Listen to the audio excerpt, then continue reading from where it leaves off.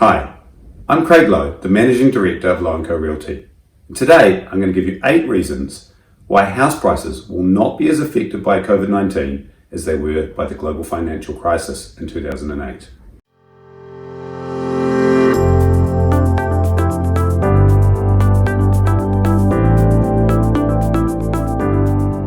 Reason 1. Property owners have lower interest rates. During the GFC, interest rates hit 9% at the peak, whereas in the current COVID-19 situation, we are heading into a period of the lowest interest rates the world has ever seen. Combined with responsible lending and mortgage holidays by banks for people that have lost their jobs, we should see this result in much lower defaults and less distressed sales. Reason 2. Lower levels of household debt. In the 5 years preceding the global financial crisis that ended in 2008, we saw household debt levels increase by 90%, and that was against a backdrop of interest costs that were rising rapidly. In the 5 years preceding the COVID-19 situation, household debt levels have only grown by 40%, and that's against a backdrop of interest costs that were going down. Reason 3. Banks are in a better position.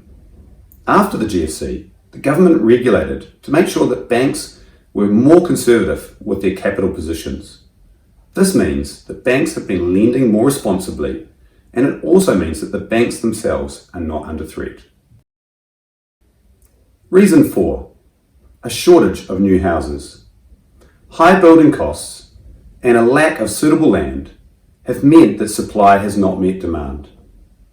In Wellington, we have water on 3 sides. We also have a strong government sector, which puts pressure on jobs, and we have high migration. What this means is that over time, house prices in Wellington will be under upwards pressure. Reason 5. The government is spending a lot of money. The government stimulus package, which is set to grow over coming weeks, will not completely mitigate the effects of this health crisis on our economy, but it will go a long way to getting things back to normal than if it wasn't there. Reason 6. Fewer listings for sale.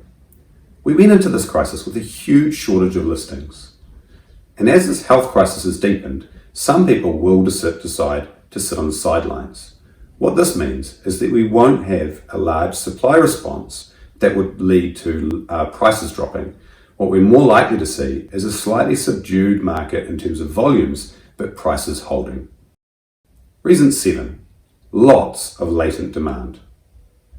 The amount of people entering the housing market is unlikely to disappear. What we've seen is a huge amount of people looking to take advantage of low borrowing costs. Low interest rates look like they're here to stay. And with huge amount of volatility in the share market and incredibly low returns on bank deposits, we think that the housing market remains a very attractive place for people to store their money. Reason 8. New Zealand is uniquely placed to beat this virus. The government moved swiftly to put lockdown measures in place, and the curve appears to be flattening. It is early days, but we appear to be the only Western country that has a hope of eradicating this virus. If we succeed, then our economy will be able to kick into gear and will do way better than countries that have been more affected. In summary, no one knows the outcome of these things in advance, but what we do have to have faith in is humans. We will find a way to beat this, and things are going to return to normal. And the fundamentals of our housing market remain strong, and that's not going to change. I'm Craig Lowe. If you enjoyed this video, please hit subscribe. If you'd like an appraisal on your current home, then click on the link in the subscription below. Stay safe and stay home.